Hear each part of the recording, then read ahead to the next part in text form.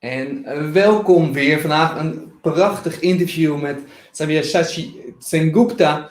En 7 jaar geleden, het is een prachtig verhaal. 7 jaar geleden stond hij op het punt om Nederland te moeten verlaten. Zijn verblijfsvergunning werd niet verlengd als hij niet een baan zou hebben. Hij had een laatste kans op een baan. Hij voelde dat het goed was, die sollicitatie ging goed. En hij werkte het niet. Zijn wereld stortte in. Hij zou weer terug moeten naar India, naar een plek waar hij eigenlijk niet terug wilde.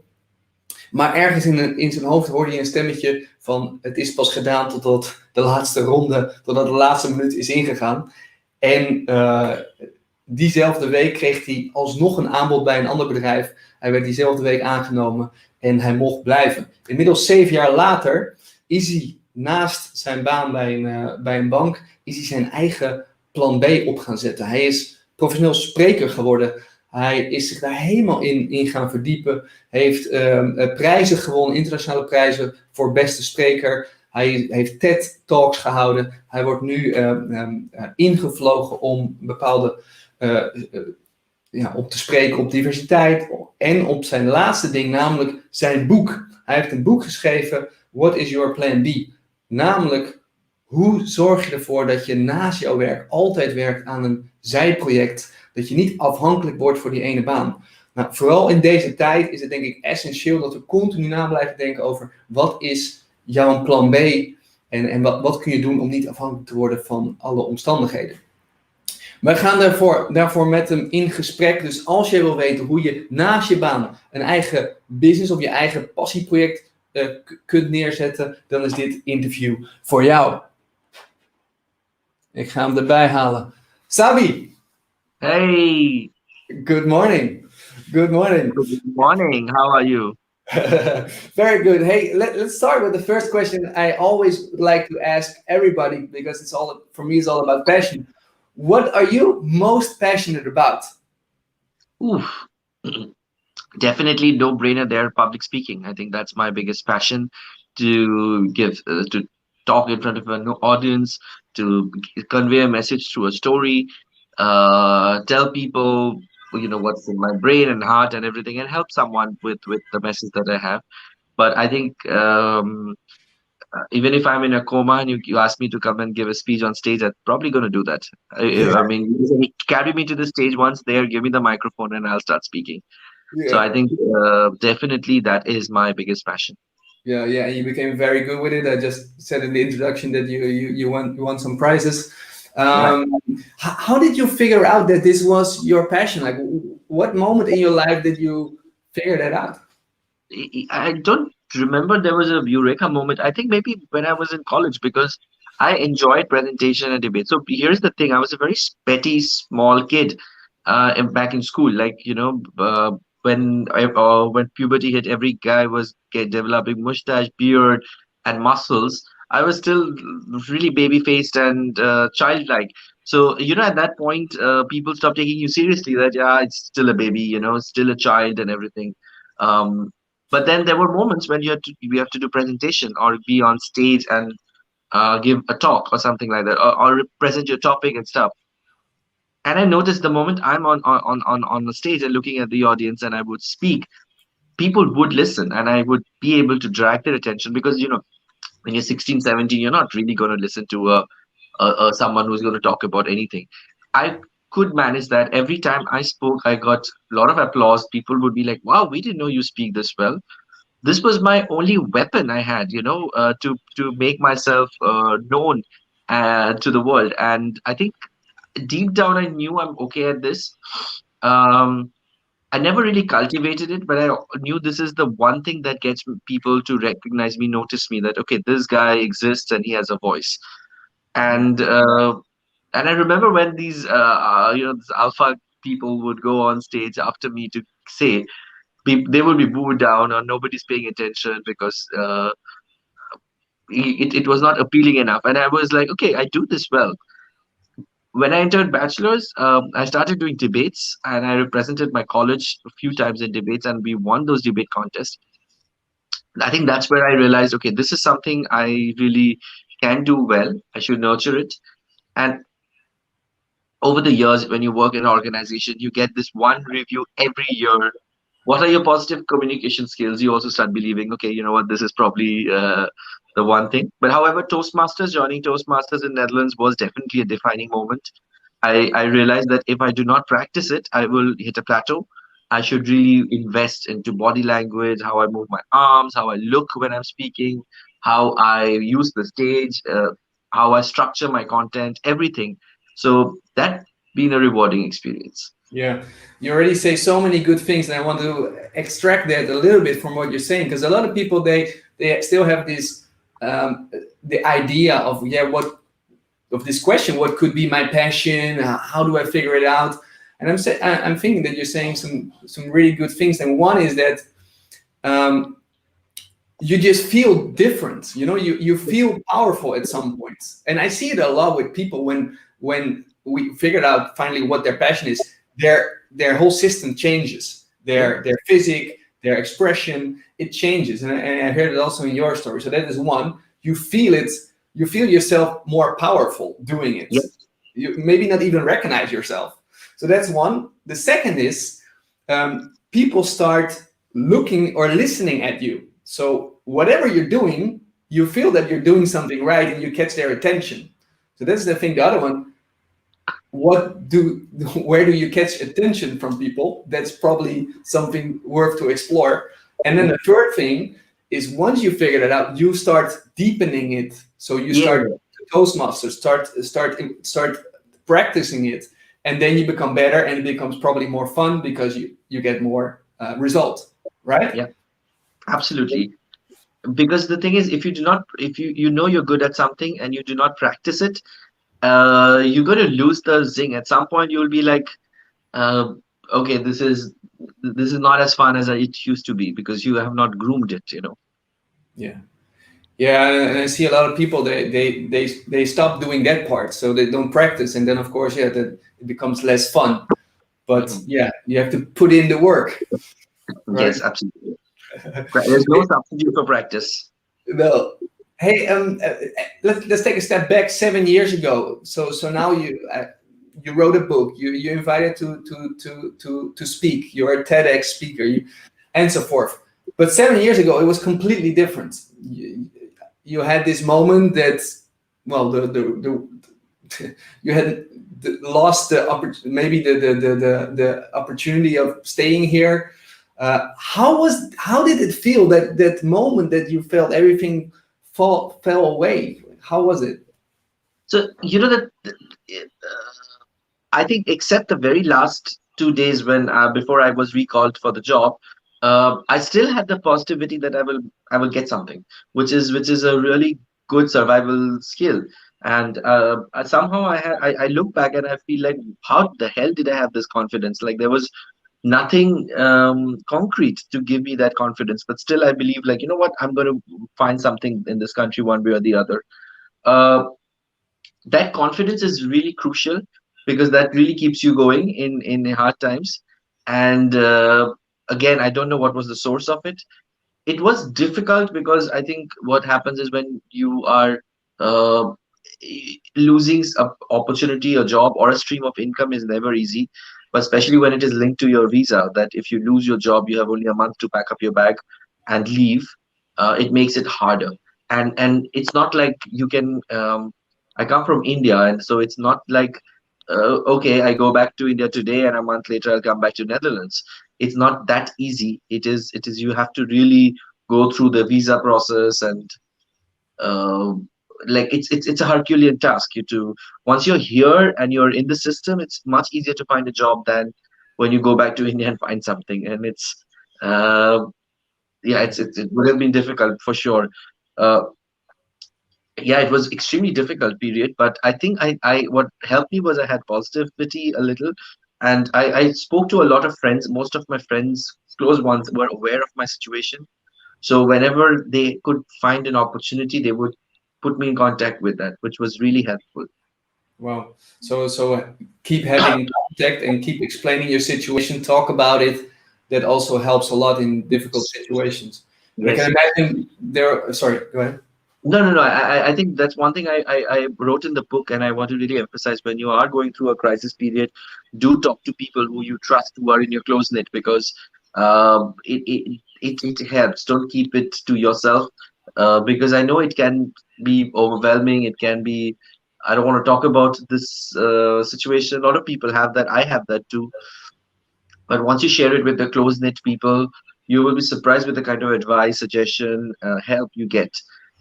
If not anything, sometimes even positivity, which is also a very, very important thing to have in times of crisis. Yeah, I think it's a very good one. It's hard because you have to be vulnerable. You have to tell what how it really is. And yeah, I remember I see it myself as well. Like I have many hard times during a year. Like, oh man, why does it is it so hard? And then when I start expressing it, I do get a lot of love and a lot of help. Sometimes from people that never expected.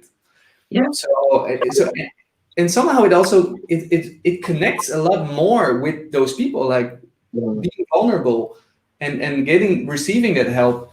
Yeah, I have very strong feelings with these people now. So that's I think the extra Definitely. benefit, right? Hey, you in that year, because of your hope, because you stayed positive, even though it was a difficult situation, you got this job.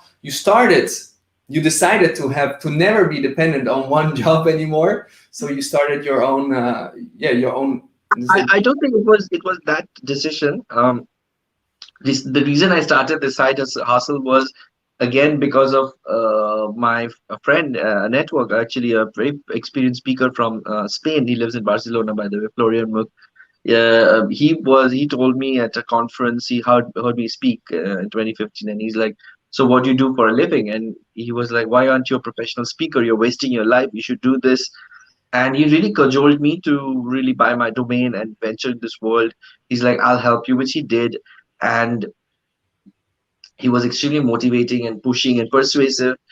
And at some point it was fun also. I also realized when I go on stage and give speeches, make some extra money, it's still something I super enjoy. I mean, and I continue doing that. And of course money is a factor, but one of the reason I do it is because I really enjoy it. Yeah, exactly. So again, yeah, I try to extract what things you're saying between the lines, but you had somebody who kind of grabbed you, say, "Hey, you have some Yep. abilities. Let's put it into work.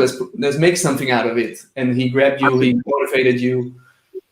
Yeah. So that's one thing. And then yeah, you said it's not about the money. It's about doing things that you enjoy. Yes, it's like you asked me at the start. It's passion. I mean, last year I was invited to speak at a conference in Lithuania, and a week before that I fell down from the stairs and broke my ankle. And I was like, okay, how am I going to do this? And I was in a with a crutch and ankle support and everything. I was like, okay, this is not going looking nice. But you know what? I don't think there would be anything for which I would still go except for speaking. So I went by wheelchair. It was pretty awkward to be at Schiphol and somebody driving you with a wheelchair, and I had a stopover at Riga. From there, another like person with a wheelchair put me to a flight to Vilnius. It was pretty what do you call that? Like uncomfortable also, because you get the old people with children waiting, and then they're like, "So you can go first." And I'm walking at the speed of a turtle, and I think and then I'm on stage for 1 hour. I'm speaking with a crutch, and I remember after my speech, everybody was like congratulating me. There was one lady who came to me and said, "Listen, Sabi, I'm going to give you one advice. Go back to your hotel now. You have no idea. Your leg is absolutely swollen right now. You are in adrenaline, but it's going to be really bad if you don't go now and lie down." I'm really glad I listened to her, because when I reached the hotel, I removed my shoes and socks, and I was like, okay, it's really swollen. So things like that, I think. But in Yeah. the end, I mean, it was really a rewarding experience. Yeah. That's really a passion when nothing can stop you. Your health, corona, nothing can stop you. You just want to do this because you have so much love for this thing. Yeah, I think this is perfect. Again, this is a huge tip for people who are still finding it. What is the thing that you would still do if you were hurt, if you or if you were sleeping? What can people wake you up for? That is probably something you have to do something with. And yeah, and you are a perfect example of that. Hey, what was the hard part of having this side hustle? Because you had a good job. It was there's also some pressure involved with the job you had, hours. How did you manage to keep something as on the side? Because yeah, everyone has the same amount of time. How did you manage it that you can do both?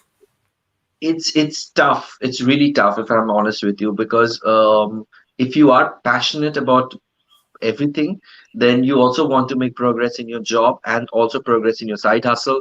And what happens is you have to realize you cannot make uh, progress in everything, because then you're going to get into a burnout.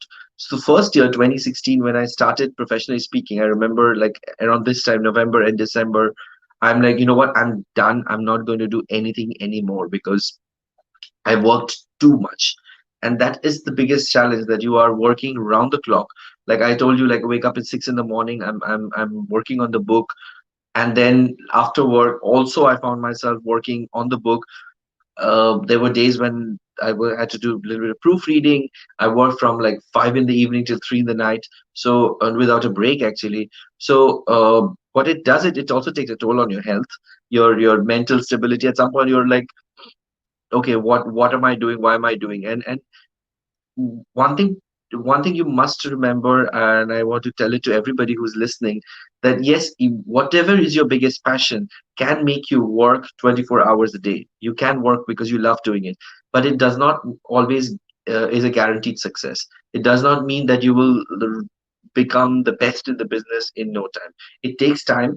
You definitely will be, but there are failures, there are hurdles, there are setbacks, there will be adversity, and it's really hard at that point to convince yourself that why the hell am I doing this outside my work in my free time when everybody's going partying, clubbing, and I'm sitting here doing my work, and still I'm going nowhere. So that's a big moment of, you need the moment of reflection at that point. You want to quit everything and stop everything. But that happened to me as well. I know this for sure. But I think it's really important to keep the perseverance going.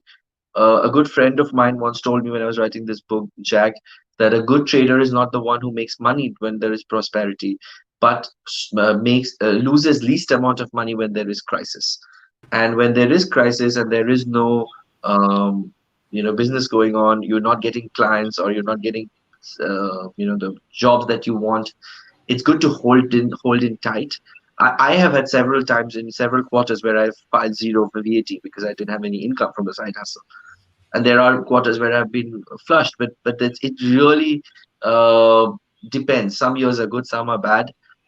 The most important thing is keep going, and keep this belief and perseverance that even if you work 10 hours, 12 hours outside your job or out with for your passion, it does not mean that life will be a bed of roses. You will face lots of hurdles. Important thing is not to quit. Yeah, I think this is very important. And again, there's this yeah, it's almost a story about passion that is always fun and it's always going in flow.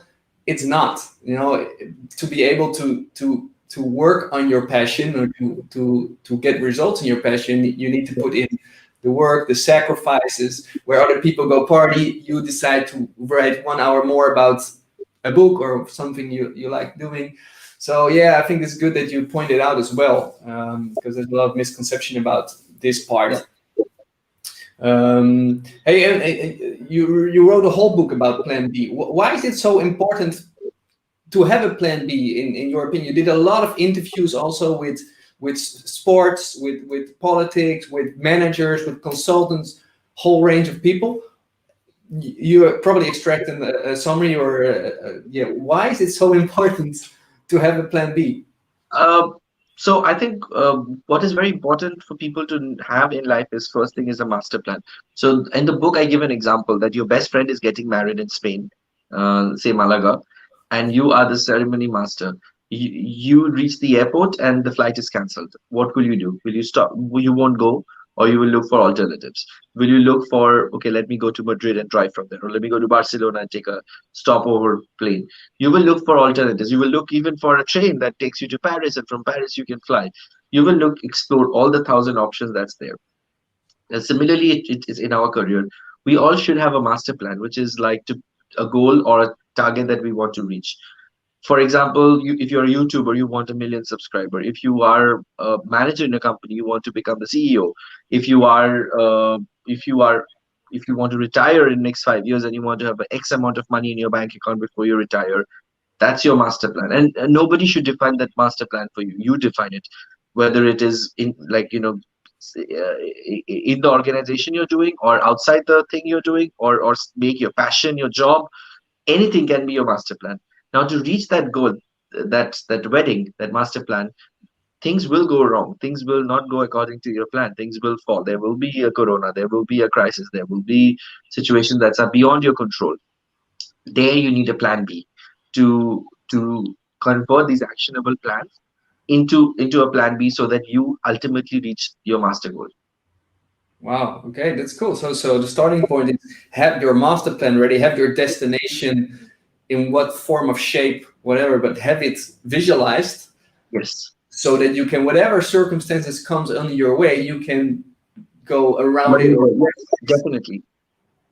And I can imagine that this master plan, you really need to feel it in your whole core, right? Because otherwise you okay, there's a circumstance, I'll go, I put something else. Yeah, but the master plan does not have to be always a 20-year plan. It can be also a 1-year plan or 2-year plan. Like, writing the book was my master plan, and along the way, I did have difficulties, things not going right, people not available. For all of that, I needed to have a plan B, so that if this person is not available, I need to go to X or then to Y. But the master goal was to finish the book, and I think your master plan can be as small as, yeah, writing a book, or as big as having €1 million before you retire. I just there, you define what is your master plan. You define your goal, and then you find the plan Bs for those actionable plans that you need to take to reach that master plan. Yeah, I love it. And what do you see that makes it difficult for people to have this plan B along the line? What do you see? What do you see people facing? I think the most common difficulty I think a lot of people face is, this won't happen to me, especially when there is a crisis that's beyond you, like crisis that happens on a more macro level at the country or economy, or a sector crisis. You are like, this won't happen to me, and that is, I think, a little bit of a fool's paradise to live in. Like, especially say something like the corona, a lot of people initially thought this won't happen to me, and still a lot of people who are employed right now are convinced that this won't happen to me. And I think that's an attitude that is uh, very difficult to overcome, because the book, I've drawn a graph of people who have a plan B. They build their plans when there is no crisis, and when the crisis really hits you, like a corona, they they don't react at that point. When you are going through a really bad time, they are just observing. They're just like staying put, and once it's over, they bounce back. But people without a plan B, just when adversity happens, they get all panicked out, and they suddenly start reacting, and their reaction level goes up 10 times. And this is a time when people make mistakes, and I call that zone the toilet paper panic zone, because that was one of the things we all did, like hoarding toilet paper, sanitizers, because we did not see this coming, and suddenly it, like, panic, panic, panic. And we do that with career as well. We like send your CV to 20 people without writing a proper email. Even if somebody is a close contact, you should write a decent email saying, listen, I'm looking for opportunity, do you have something? I'm looking in the XYZ field. Instead, when you're panicked, you just send your resume saying, hey, here, please find my resume attached, please let me know if you know any opportunity. Do you think you're going to get a response out of that? I really doubt. So people end up doing that kind of panic zone things. And I think that's the biggest reason that this won't happen to me Yeah. attitude. Yeah, it's good. It's good that you say so. So basically, what you're saying is, people without having a plan B, when there comes a crisis, they just go into panic mode, and they or in freeze mode. They don't do anything, or they start doing things that don't really get results. So they panic even more, and so forth. So it's really important to always have your master plan, or to have your plan B, especially especially now, to have that ready, to have that to not to have it ready, but to keep working on it. Yeah. Right. Yes. And hey, one last question, because when I hear about plan B, I always think, shouldn't plan B be plan A? Shouldn't be your main hustle instead of a side hustle? What's your thought about it? I think you can call it anything as long as you have multiple plans. What I define as plan B are four things, because so I did a market research to find out what are the biggest worries people have with losing their job or business and stuff, and there are only four big worries people have. First is I don't have enough income to survive. I don't have the right skills to get into the market. I don't know enough people. And the fourth one is I don't know what I want to do next. And the plan Bs that I suggest in the book are to overcome these four difficulties. The first one is to have multiple sources of income so that you don't fall flat on your face when there is adversity. Second is how to stay relevant and have the right skills that will help you in future to always be relevant in this job market. Third is how to stay connected and have enough people in your network who can give suggestions, tips, and help when you need it. And the fourth is how to look for opportunities and stuff that are maybe not in your immediate horizon, but it can be effective. Something like new age jobs that did not exist 20 years back, and now they are making so much money and are so much valuable to the society. Something like that. How to look for such opportunities, how to channelize your skills into such jobs and stuff. Yeah, perfect. I love this last thing you mentioned in these four areas. Hey, if people want to read your book, where is it out? I think it's on Amazon. It's on. Where can It's on people find it? Amazon, it's on bol.com. For the Dutch readers, it's definitely on bol.com. It's on managementbook.com. It's on every Dutch portal. For the international, amazon.com. It's there. It's both Kindle and paperback. Yeah. So yeah, just look, what's your plan B? You'll find it. What's your plan B? And if people want to follow you, because Sabi has a difficult name, I have it here in the description, so you can look him up on LinkedIn, on Facebook. But definitely worth reading his book, What's Your Plan B? Sabi, very, very, very grateful to have you here and listening to your thoughts. You did a lot of research in this book. You have your own journey. I think it's very admirable how you did it and what you bring here as well in the interview. So I want to thank you a lot. For the people, if you want to keep posted of new interviews, don't forget to subscribe. Every week we have very cool guests like Sabi, telling them about their story, their journey to passion, and tips that they can give. So Sabi, thank you very much. Pleasure. It's been an honor. Yes. And to everyone listening or watching, see you soon.